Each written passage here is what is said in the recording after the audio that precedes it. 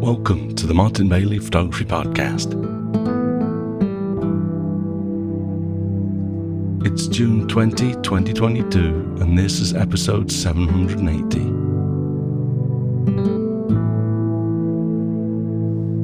I have just got back from Namibia, and from today, for the next 3 or 4 weeks, we'll report on what we got up to, illustrated with around 10 images for each episode. This was my first tour in 2.5 years, so it felt amazing to be back out in the field again. And this tour was made even more special by the 5 guests that accompanied me on this epic journey around Namibia. I've been lucky to travel with many wonderful groups over the years, rarely meeting people that simply don't mesh, but it does happen. So it was a huge relief to find that this group really was a complete pleasure to spend 17 days with. We'll hear from the group in the final episode, as we recorded a short message from each of them on our final evening, but for now, let's jump in and start to walk. I actually went to Namibia a day early this year, in case the additional procedures in place due to the pandemic caused any problems. Shortly before I left Japan though, the requirement to get a PCR test within 72 hours of entering Namibia was lifted, which certainly removed a level of stress that helped to get things kicked off more easily. Wearing a mask for the entire journey over was somewhat taxing, especially because one of my 2 outbound flights was extended from 12 to 15 hours as we couldn't fly over Russian airspace. I also confirmed my general dislike for the Lufthansa planes.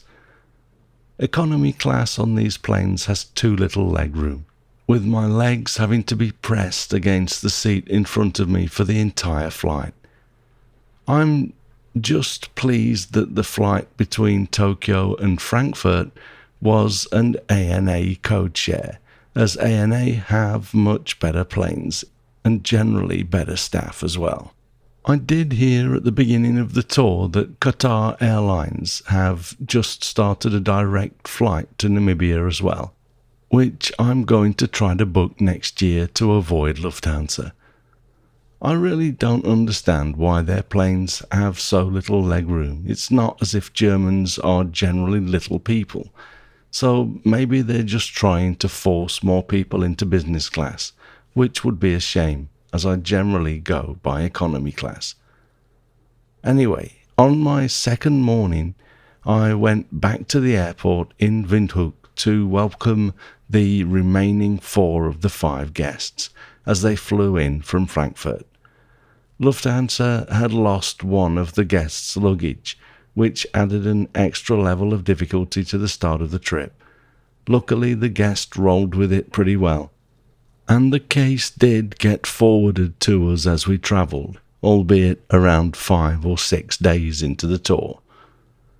As usual, I timed the first photography day with a new moon, and we got into the Quiver Tree Forest relatively early in the afternoon after our drive down from Windhoek. So we had plenty of time to decide which trees we'd use for our sunset shots. My main goal as I look for a nice group of trees is to find one with a pleasing shape and a number of smaller or more distant trees that are nicely isolated. I also ensure that the main tree is isolated without anything else overlapping it anywhere. In this case, that meant that I had to lower my tripod to just over one leg section to prevent that bough hanging down on the left side of the main tree from overlapping with the distant quiver tree below it. I was happy with the results though, and although I'm not much of a sunset person, I do like this warm glow after the sun has dropped below the horizon when it happens. We went back to our lodge for a lovely dinner shortly after the sunset glow had died down, and then we came back out for a few hours later to capture the Milky Way and the galactic core, which was still low in the sky, allowing us to place the silhouette of some quiver trees in front of it, as you can see in this image. This was actually the first time I was going to really get to use my Canon RF 15 to 35mm f2.8 lens, as well as my Canon EOS R5 in the field, and I was completely blown away all over again by this gear. The RF 100 to 500mm lens was also really getting its first field use, and I was really happy with that too, as we'll see later in these trip reports. I used the 500 rule for my shutter speed, so divided 500 by 15, which is the focal length, and that gives me 33 seconds, and I rounded that down to 30 seconds. This gives slightly elongated star discs, but in my opinion a good balance. My ISO was 1600 and my aperture was set to f3.2, stopping down just a fraction to ensure that the quiver trees were also sharp. Note too that I generally zoom in to 10 times magnification on the electronic finder and manually focus on the stars. Just cranking your lens out to infinity is not always going to give you sharp stars, so when possible, zooming in and manually focusing gives better results. The following morning we visited the Giants playground before breakfast, and this shot was a hair under a 4-minute exposure as the light on the horizon started to pick up. I just went to f14 for this to ensure that the nearby and distant rocks were sharp. The ISO was set to 100 and I was using my RF 24 to 105mm lens for this shot. Note too that I generally like to go to the cloudy white balance preset for dawn and dusk shots, as it makes the colours much richer. Here's another shot from the Giants playground in which you can see what almost looks like a comical Disney character silhouette on the right, and one of the few quiver trees that you can also find in the playground. By this time the sun was almost on the horizon, so my shutter speed was now a sixth of a second at ISO 100, still with an aperture of f14. After breakfast we drove over to the Atlantic coast to visit the deserted diamond mine town of Colemanskop. One of the houses that has lost its roof and the upstairs floorboards is great for getting this kind of high contrast shadow shot with the light shining through the slats in the ceiling. I've generally shot the other room in this building on most of my visits, but there's now a well-formed dune in the second front room, which I really enjoyed as well. I also had to visit what's probably my second favourite room for this beautifully formed sand dune and lovely pale blue walls. There seems to be more decay on the walls now though, giving this shot even more character than in previous years. I love that I'm able to watch these locations evolve over time. As you can see in this next image, some of the buildings' ceilings are now caving in, and some buildings are also close to collapsing. Some of the floors have also given way. The mine manager and the accountant's houses at the top of the hill at Colemanskop have been cleaned out, almost restored to their form. We also heard that there is talk of renovating many more houses and restoring them to their former state, but this would be a grave mistake. The appeal and beauty of Colemanskop comes almost entirely from the sand and decaying buildings. If they are to do anything, it should be to prevent the buildings from becoming any more dangerous while maintaining their current decayed state.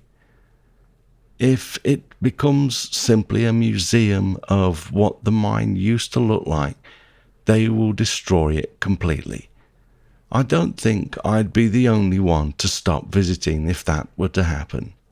We spent the following morning in the mine at Elizabeth Bay, which is another diamond town which actually still has an active mine area, so security is very strict when entering and exiting the area. Part of the charm of Elizabeth Bay comes from the fact that they used seawater to make the bricks for the houses, so many of the bricks have decayed away, leaving just the mortar that used to hold the bricks together, as you can see in this image. Elizabeth Bay has fallen more quickly into decay over the 3 years since my last visit. As you can see in this next image, many of the houses have now almost completely collapsed. In some ways it's getting more difficult to shoot because so many of the houses are now just piles of rubble. It's also a rather harrowing place to shoot. I've shot what were essentially slave quarters many times over the years, with a line of tiny partitions on each side of the room in which the workers slept. Now that the outer walls of some of the larger buildings have fallen away, as you can see in this final image for today, we now see that there were some of these quarters that had a second row, making them even harder to look at.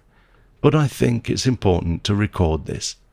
And to this day, the current owners still say that the workers were not slaves because they were paid.